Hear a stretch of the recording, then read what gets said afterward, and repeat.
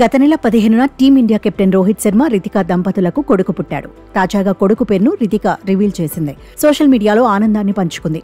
ఆహాన్ శర్మ అని పేరు పెట్టినట్టు సోషల్ మీడియాలో షేర్ చేసింది.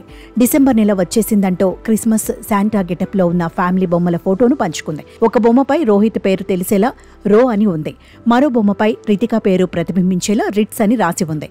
మరో బొమ్మపై రోహిత్ కూతురు సమీరా పేరును షార్ట్ కట్ గా సమ్మి అని రాశారు. కొడుకు పేరు ఆహాన్ అని తెలిసేలా మరో బొమ్మపై బుడ్డోడి పేరు రాశారు. ఇప్పుడు ఈ ఫోటో సోషల్ మీడియాలో వైరల్ గా మారింది. రోహిత్ శర్మ కొడుకు పేరు సూపర్ అంటూ అభిమానులు చర్చించుకుంటున్నారు. ప్రస్తుతం హిట్ మ్యాన్ ఆస్ట్రేలియాలో ఉన్నాడు. ఆహాన్ పుట్టిన సమయంలో భార్య దగ్గరే రోహిత్ ఉన్నాడు.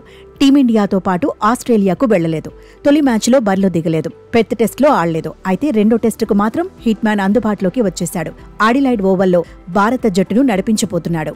రోహిత్ శర్మపై ఇప్పుడు అందరి చూపు పడబోతోంది. కెప్టెన్ గా భారత జట్టును ఆసీస్లో ఎలా నడిపిస్తాడనేది ఆసక్తి రేపుతోంది. రోహిత్ శర్మ లేకపోయినా బూమ్రా కెప్టెన్సీలో భారత జట్టు మెరిసింది. పెర్త్లో ఆతిథ్య జట్టును చిత్తు చేసింది. న్యూజిలాండ్ చేతిలో 0-3తో ఓడాక పెద్దగా అంచనాలు లేకుండానే భారత్ ఆడింది. కానీ బోర్డర్ గవాస్కర్ ట్రోఫీలో సంచలనం సృష్టించింది. అయితే ఇప్పుడు అదే ఊపును కొనసాగించడం కీలకం.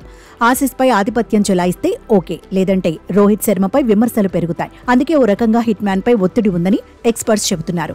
అయినా ఇలాంటి సవాళ్లు రోహిత్ కు కొత్తేమీ కాదంటున్నారు. న్యూజిలాండ్తో టెస్ట్ సిరీస్లో ఓడినంత మాత్రాన టీమిండియాను తక్కువ చేసి చూడొద్దంటున్నారు. అయితే వ్యక్తిగత ప్రదర్శన పరంగానూ రోహిత్ పై అంచనాలు ఎక్కువగా ఉండబోతున్నాయి. హిట్ మ్యాన్ నుంచి అభిమానులు భారీ ఇన్నింగ్స్ ఎక్స్పెక్ట్ చేస్తున్నారు. దీంతో రెండో టెస్టులో కెప్టెన్ గా ప్లేయర్ గా రోహిత్ ఎలా రాణిస్తాడనేది ఆసక్తికరంగా మారింది. రెండో టెస్టులోనూ టీమిండియా గెలిస్తే భారత్ ఆధిక్యం 2-0కు పెరుగుతుంది. సిరీస్ను 4-0తో సొంతం చేసుకుంటే నేరుగా వరల్డ్ టెస్ట్ ఛాంపియన్షిప్ ఫైనల్కు టీమిండియా అర్హత సాధిస్తుంది. లేదంటే ఇతర జట్ల ఫలితాలపై ఆధారపడాల్సి ఉంటుంది.